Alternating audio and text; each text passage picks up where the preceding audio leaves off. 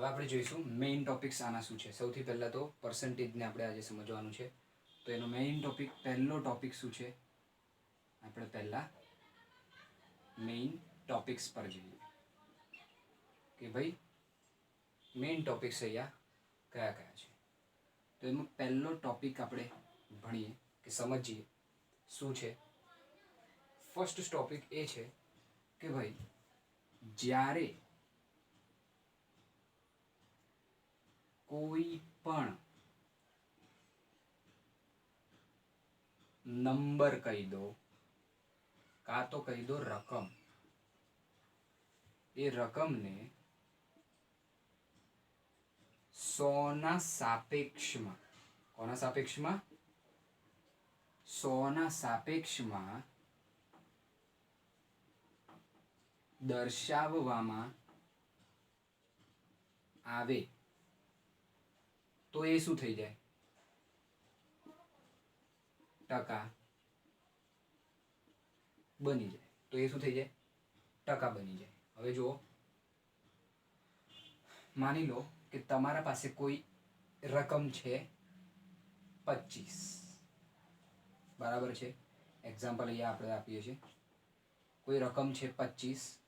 હવે એ 25ને તમે 100ના સાપેક્ષમાં, આનો મતલબ શું થાય છે? 100ના સાપેક્ષનો મતલબ શું થાય છે? 100ના સાપેક્ષનો મતલબ થાય છે કે કોઈ પણ અંક હશે એના છેદમાં 100 જશે.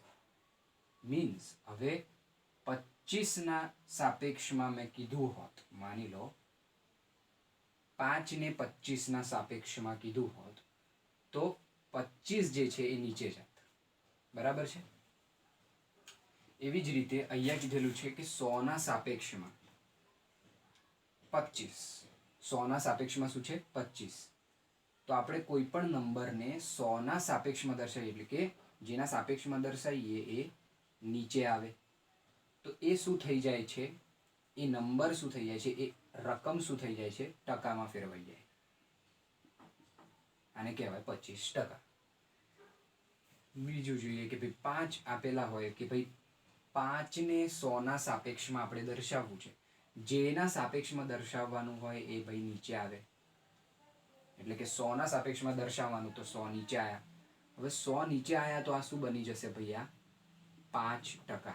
આના પરથી આપણે ગણી શકીએ કે ભાઈ કોઈ પણ રકમ છે એની વેલ્યુ આપણે, તમે કોઈ પણ લઈ શકો છો, કોઈ પણ રકમને તમે 100ના સાપેક્ષમાં દર્શાવો એટલે કે કોઈ પણ રકમને 100 વડે ભાગો તો જે પણ જવાબ આવે એ તમને એટલા, એ રકમ જેટલા ટકા મળે. ખબર પડી ગઈ આટલી વાત? એટલે આ સૂત્ર તમને નોટ કરવાનું રહેશે, ઇમ્પોર્ટન્ટ. બરાબર છે.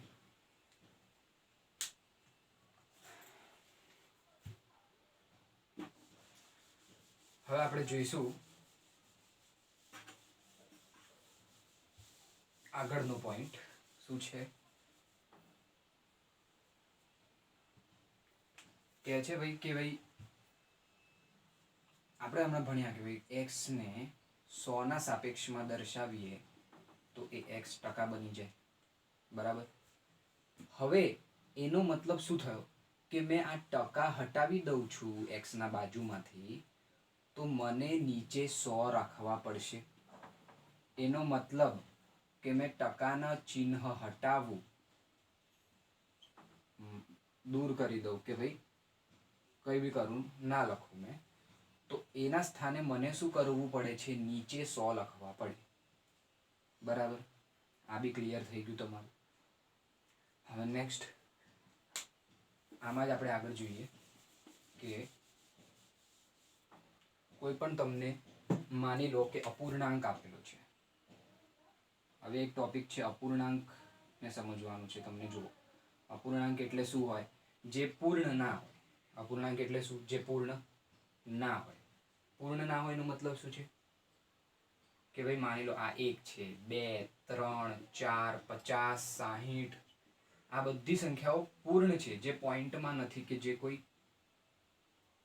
દશાંશ સ્વરૂપમાં નથી. તો એવી સંખ્યાઓને કેવી કહેવાય? ભાઈ પૂર્ણ કહેવાય.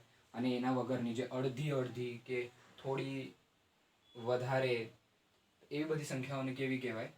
અપૂર્ણ કહેવાય. માની લો કે 1.1 છે, દશાંશમાં તમે દર્શાવ્યું, દશાંશમાં આ અપૂર્ણાંક થઈ જાય. પોઈન્ટવાળી જે પણ વેલ્યુઝ હોય એ બધી અપૂર્ણાંક હોય. પછી આવી રીતની p/q ના ફોર્મમાં જે પણ વેલ્યુઝ હોય એ બધી અપૂર્ણાંક હોય. હવે એવી અપૂર્ણાંક સંખ્યાઓને ટકામાં કેવી રીતે દર્શાવવામાં આવે છે એ આપણે જોઈએ કે ભાઈ અપૂર્ણાંકને ટકામાં કેવી રીતે દર્શાવવામાં આવે છે. તો માની લો કે કોઈ પણ સંખ્યા છે અપૂર્ણાંકવાળી, p/q વાળી ફોર્મ છે, બરાબર છે. હવે એને મને ટકામાં દર્શાવવું છે તો મેં શું કરીશ? એને ખાલી 100 વડે ગુણી દો તો એ શું થઈ જાય? ટકામાં ફેરવાઈ જાય. બરાબર. જે પણ અપૂર્ણાંકને તમને કીધું હોય, જે પણ કોઈ અપૂર્ણાંક છે, માની લો કે 1/2, આ એક અપૂર્ણાંક છે તમારા પાસે, બરાબર. તો હવે આ p/q ના ફોર્મમાં છે એટલે અપૂર્ણાંક છે. અપૂર્ણાંકને તમે 100 વડે ગુણી દો તો એ શું થઈ જાય? જુઓ, 100 ગુણ્યા 100/2 છે. હવે આનો મતલબ ને 50 દુ 100 થાય તો જવાબ શું આવ્યો? 50. પણ આ શું થઈ જાય? 50% થઈ જાય. બરાબર છે. તમને ખબર જ હતી કે અડધું એટલે 50% થાય, પૂરું એટલે 100% થાય.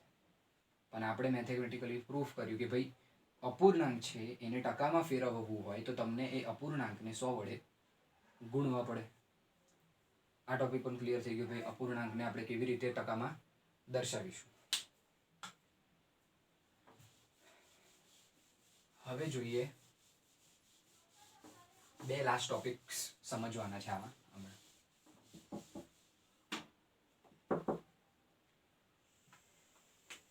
હવે માની લો કે ભાઈ એ જે છે એ બી કરતા x% વધારે છે. એ શું છે? બી કરતા x% વધારે છે. તો હવે મને કહો કે ભાઈ બી જે છે એ કરતા કેટલા ટકા ઓછો હશે? બી જે છે એ કરતા કેટલા ટકા ઓછો હશે? તમે કહેશો કે ભાઈ એ જે છે એ બી કરતા x% વધારે હોય તો બી જે છે એ કરતા x% ઓછો હોય. એવું નથી હોતું. આના માટે પણ એક સૂત્ર છે. શું છે? કે ભાઈ આપણે આવું કે ભાઈ એ જે છે એ બી કરતા x% વધારે છે તો બી જે છે એ કરતા x વત્તા 100 ગુણ્યા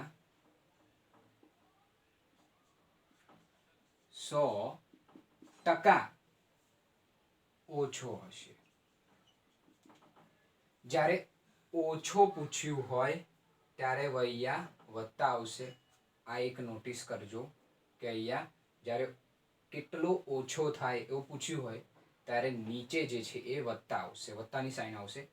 એ યાદ રાખવાનું છે. એટલે ખબર પડી કે ભાઈ જ્યારે એ છે એ બી કરતા x% વધારે હોય તો બી જે છે એ કરતા કેટલા ટકા ઓછો હશે? તો બી જે છે એ કરતા x વત્તા 100 ગુણ્યા 100% ઓછો થશે. હવે આનું એક એક્ઝામ્પલ સમજીએ. એક્ઝામ્પલમાં શું છે કે માની લો કે એ જે છે એ બી કરતા કેટલા ટકા ઓછો છે? એ જે છે એ બી કરતા વધારે છે, બી કરતા 5% વધારે છે એવું કહે છે. તો બી જે છે એ કરતા કેટલા ટકા ઓછો હશે? ઓછો હશે પૂછ્યું છે. ઓછો હશે પૂછ્યું હોય તો કરવાનું શું હતું ભાઈ? ઓછો હોય તો પૂછવાનું આ સૂત્ર કયું છે આ યાદ કરી લેવાનું છે. x અહીંયા શું છે? જો એ બી કરતા x% વધારે છે એટલે એ બી કરતા 5% વધારે એટલે x ની જગ્યાએ અહીંયા 5 છે એટલે x આપણે બરાબર મળ્યું છે 5. તો આ સૂત્રનો ઉપયોગ કરીએ કે ભાઈ કેટલો ઓછો હશે આપણે શોધવાનું છે. તો કેટલો ઓછો હશે? x ની જગ્યાએ 5 દેખીએ x ના છેદમાં સૂત્ર આ લગાડીશું આપણે, વત્તા ઓછો પૂછ્યો છે એટલે વત્તા લગાડવું પડશે, ગુણ્યા 100% થાય. તો જોઈએ આનું સિમ્પલમાં, x ને બરાબર 5 છે, 5 મૂક્યું x ની જગ્યાએ 5 મૂક્યું વત્તા 100 ગુણ્યા 100 અને આ થઈ ગયા ભાઈ આપણા ટકા. બરાબર. તો અહીંયા જોઈએ કે ભાઈ આ 5 ગુણ્યા 100 થઈ જાય, અહીંયા ઉપર 5 ગુણ્યા 100 અને છેદમાં શું થઈ જાય તમારે? 105. હવે અહીંયા જોઈએ 105 ને પહેલા તો આપણે 5 વડે ભાગી દઈએ. જો હવે આપણે છેદ ઉડાવવાના છે એટલે કંઈક કરવું પડશે, હવે એવો પાડવા પડશે બધા. તો જોઈએ તો 5 દુ 10, 0 0 આ 5 નીચે ઉતાર્યા, 5 એકા 5, 21 પંચા 105 આવે છે આપણો. બરાબર છે. તો હવે 21 પંચા થઈ ગયું, આ 5 અને આ 5 ગયો. હવે શું થશે? હવે કંઈક ઉડશે. જોઈએ તો આ 21 છે એટલે 7 તારી 21 લખી શકીએ આપણે, પણ 7 ના ઘડિયામાં 100 નહીં આવે, 3 ના ઘડિયામાં 100 નહીં આવે. તો એનો મતલબ શું થયો કે આ 100 ના છેદમાં 21 તમારા કેટલા થયા ભાઈ? આટલા ટકા થયા. બરાબર. પણ એક વસ્તુ થઈ શકે છે, તમે આને પોઈન્ટમાં ભાગાકાર લઈ શકો છો. હવે તમને આગળ આપ્યું હોય કે ભાઈ આ 100 ને તમે 21 વડે ભાગવાના છે એવું કીધેલું છે. અહીંયા શું કરશો? પહેલા તો અહીંયા જોઈ લો, આ 7 તારી 21 થાય. પહેલા તો મેં 100 ને 3 વડે ભાગું છું. 100 ને 3 વડે ભાગીશ એટલે 3 તારી 9, અહીંયા 1 0, પાછી 3 તારી 9 એટલે અહીંયા પાછું 1 આવશે એટલે 0.3 આવશે એટલે 33.3 આવશે. હવે એ જ 33.3 ને આપણે 7 વડે ભાગવાનું પાછું. તો 7 વડે ભાગીશું, શું આવશે જવાબ? 1 મિનિટ, થોડું ક્લિયર કરી દઈએ આપણે. આ સમયમાં આવી ગયું હશે તો આટલું મેં થોડું હટાવી દઉં છું. 33.3 ને 7 વડે ભાગવાનું. હવે તો 33.7 ને મેં 333 કરી દઉં છું. નીચે 7 ગુણ્યા પોઈન્ટ પછી એક સંખ્યા છે એટલે મેં નીચે 10 લખી શકું છું પોઈન્ટ હટાવીને. હવે શું થશે કે ભાઈ આપણે હવે 333 ને 7 વડે ભાગવાના. 7 તારી 21, 7 ચોક 28, 7 પંચા 35, 33 કરતા વધી ગયા. 7 છંગ 7 ચોક 28, 7 ચોક 28 લખીએ, ઓછા કરીએ 28, 29, 30, 31, 32, 33, 5 3 આયા. હવે જોઈએ 7 પંચા 35, 7 છંગ 42, 7 7 49, 7 ઈઠા 56, 53 કરતા વધી ગયા. 7 7 49 આવશે. 49, 50, 51, 52, 53, 4 આયા. હવે તો કોઈ સંખ્યા ઉતરે એવી છે નહીં, મેં અહીંયા 0 લખી દઉં છું, અહીંયા પોઈન્ટ કરી દઉં. 7 7 49 એ નહીં આવે. 7 પંચા 7 ઈઠા 7 7 49, 7 ઈઠા 56.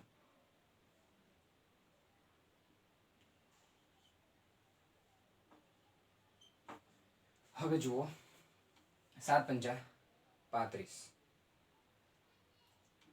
તો અને 7 છંગ કરીએ તો 42 થઈ જાય એટલે 40 કરતા વધી જવાના છે. 7 પંચા 35, 35 કરીએ એટલે 35 અને 40 5. હવે આ આવી રીતે ચાલતું જશે એટલે આપણે આટલું પોઈન્ટ પછીની એક સંખ્યા ગણીએ એટલે કે 47.5 અને છેદમાં આપણે 7 વડે ભાગ્યું ને 10 તો રહેતું હતું જ, 10 રહેતું હતું. હવે છેદમાં 10 છે તો પોઈન્ટ ડાબી બાજુ ખસે. છેદમાં 10 હોય અને એને આપણે ભાગીએ ને તો પોઈન્ટ જે છે ખાલી ડાબી બાજુ ખસી જાય. તો શું થઈ જાય? ડાબી બાજુ ખસે.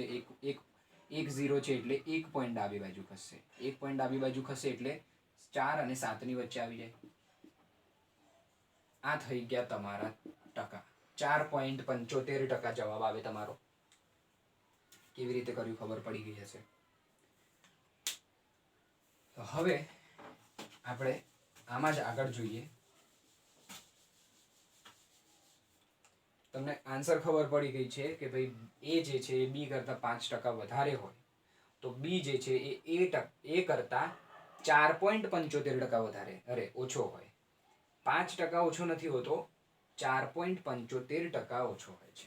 યાદ રાખજો.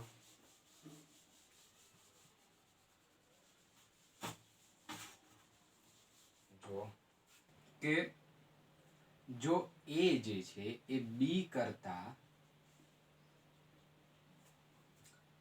x% ઓછો હોય. પહેલામાં આપણે જોયું હતું કે x% વધારે હોય. હવે આપણે જોઈએ છે x% ઓછો હોય તો બી જે છે એ કરતા કેટલા ટકા વધારે હશે? કેટલા ટકા વધારે હશે એ આપણે શોધવાનું છે. તો એના માટેનું સૂત્ર શું હતું, શું છે? મેં તમને કંઈક વસ્તુ નોટ કરવા કીધેલી. પહેલા સૂત્રમાં મેં પ્લસ નોટ કરવા કીધું. આપણે પહેલા જોઈએ આનું ઇક્વેશન જોઈ લઈએ. ફોર્મ્યુલા શું છે કે ભાઈ એ બી કરતાં એક્સ ઓછો હોય તો બી જે છે એ એક્સ એ કરતાં કેટલા ટકા વધારે હશે? તો વધારે પૂછ્યું છે એના માટે એક્સ ના છેદમાં 100 - x ગુણ્યા 100%. આટલા ટકા ભાઈ વધારે હશે. આટલા ટકા શું છે? બી જે છે એ કરતાં વધારે હશે. પહેલામાં હતું અહીંયા પ્લસ સૂત્રમાં જ્યારે ઓછું પૂછ્યું હતું. હવે અહીંયા વધારે પૂછ્યું છે તો અહીંયા છે ઓછા માઇનસ. બસ આટલું ધ્યાનમાં રાખવાનું છે. હવે એક એક્ઝામ્પલ જોઈએ આના પર.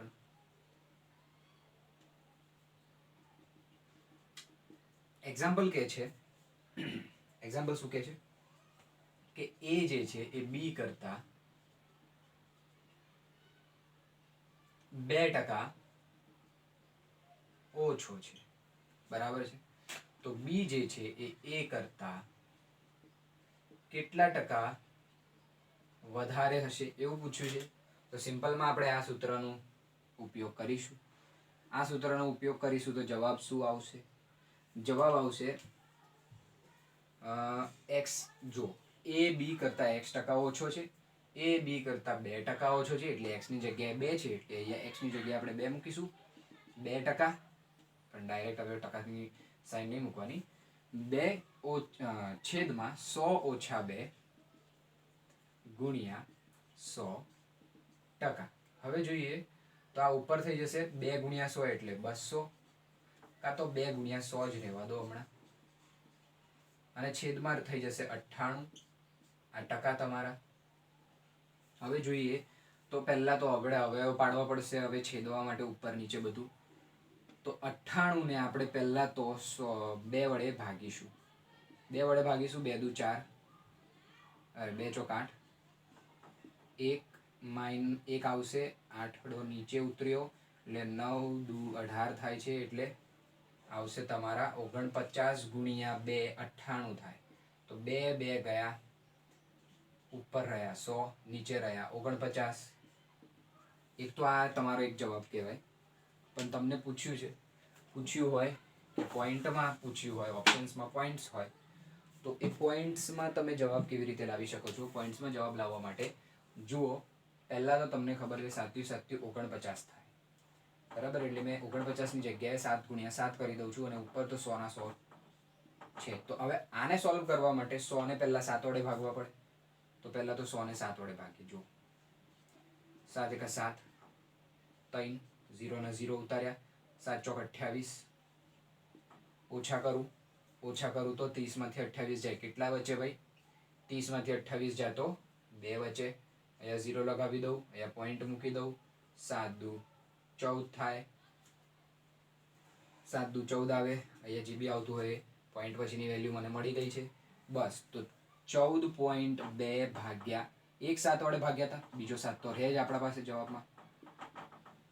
હવે પાછું આ સંખ્યાને 7 વડે ભાગવાનું છે. તો એના માટે આપણે શું કરીશું? એના માટે એક અલગ સ્ટેપ કરીશું. જો ઇઝી સ્ટેપ કરીશું. એના માટે શું કરવાનું છે? 100 આને ફરાવી દેવાનું છે. આને સામાં ફરાવી દેવાનું છે 142માં 14.2 ને 142માં ફરાયું. પોઈન્ટ પછી કેટલી સંખ્યા હતી? એક સંખ્યા છે, તો છેદમાં એક પછી એક ઝીરો લાગી જાય. બે સંખ્યા હોય તો બે ઝીરો એટલે કે 100 થાય. 3 પોઈન્ટ પછી 3 સંખ્યા હોય તો 1000 થાય. અને ગુણ્યા 7 તો છે જ. હવે આપણે 142 ને 7 થી ભાગીશું. 142 ને 7 થી ભાગીએ. અહીંયા જુઓ 142 છે એને 7 થી મેં ભાગું છું. 7 દુ 14. 0 2 નીચે ઉતર્યા. અહીંયા કંઈ નથી એટલે મેં 0 મૂક્યું, પોઈન્ટ મૂક્યું. 7 દુ 14, 2.2 આવ્યા. 2.2 ને તમે 142 ને 7 થી ભાગ્યું એટલે 2.2 જવાબ આવ્યો. હવે નીચે 10 તો છે જ હજુ બી. તો હવે આ 10 ને હટાવવા હોય, જે કે છેદમાં છે, છેદવાળા 10 ને હટાવવો હોય તો ઉપર જે પોઈન્ટ હોય એ જાય ડાબી બાજુ. ડાબી બાજુ ખસે એટલે આ પોઝિશન પર આવી જશે. એટલે કે પોઈન્ટ આવશે, એના પછી 2 આવશે, એના પછી આવૈયો 2 આવશે. અને સારું લાગે એટલે મેં અહીંયા 0 મૂકી દઉં છું. તો 0.22% વધારે હોય છે બી. અહીંયા પ્રશ્ન જુઓ, એ જે છે એ બી કરતા x% ઓછો છે. એટલે કે પ્રશ્ન અહીંયા આપેલો છે એ બી કરતા 2% ઓછો છે. તો બી એ કરતા કેટલા ટકા વધારે હશે? તો એ જે છે એ બી કરતા 2% ઓછો છે. તો કેટલા વધારે હશે? 2/100 ઓછા 2 ગુણ્યા 100% વધારે હશે. આપણે સોલ્વ કર્યું. 2 ના 2 અહીંયા રહેવા દીધા, ગુણ્યા 100 માં લાવી દીધા. 100 માંથી 2 જાય 98 રહ્યા. 98 ના ભાગ પાડે 49 ગુણ્યા 2 98 થાય. નીચેના 2 ઉપરના 2 ગયા. ઉપર રહ્યા 100, નીચે રહ્યા 49. 49 ને તમે લખી શકો છો 7 ગુણ્યા 7. હવે આનું સોલ્યુશન કેવી રીતે કરશો? 100 ને પહેલા 7 થી ભાગો એટલે 14.2 જવાબ આવશે. હવે 14.2 ને 7 થી ભાગવાના, એના માટે સ્ટેપ કયું કર્યું? 14.2 ને 142 માં ફરાવ્યા. 142 માં ફરાવવા એ કેવી રીતે કર્યું આપણે? કે ભાઈ જો પોઈન્ટ હતો, પોઈન્ટ પછી કેટલી સંખ્યા હતી? એક સંખ્યા છે, તો નીચે એક પછી એક 0 મૂકી દીધો એટલે કે 10 મૂકી દીધું. તો 142 ના છેદમાં 10 અને ગુણ્યા 7. આપણા 7 તો છે જ નીચે. હવે 142 ને આપણે 7 થી ભાગીશું ને તો જવાબ મળશે 142 ને 7 થી ભાગવાથી 2.2 જવાબ મળશે. 2.2 ના નીચે 10 તો છે જ, આ 10 તો રહેશે જ. હવે નીચે 10 છે અને આ એ નીચેના 10 હટાવવા છે તો શું કરવું પડે? ઉપર જે પણ જગ્યાએ પોઈન્ટ હોય એ પોઈન્ટને ડાબી બાજુ ખસાડવાના. કેટલા પોઈન્ટ ડાબી બાજુ ખસશે? એક પોઈન્ટ. કેમ કે નીચે એક પછી એક 0 છે. એક પછી 2 0 હોય તો 2 પોઈન્ટ ખસે. એક પછી 3 0 હોય તો 3 પોઈન્ટ ખસે. એક પછી એક 0 છે તો એક પોઈન્ટ ડાબી બાજુ ખસશે. ડાબી બાજુ ખસશે તો ભાઈ પોઈન્ટ આ પહેલા વાળા 2 ની આગળ આવી જશે. અહીંયા આવ્યો તો સારું લાગે એટલે મેં અહીંયા 0 મૂકી દીધું. જવાબ આવી ગયો 0.22% વધારે હોય છે. કોણ? બી. કોના કરતા? એ કરતા. Okay, clear? બસ આ હતો વિડીયો આજનો.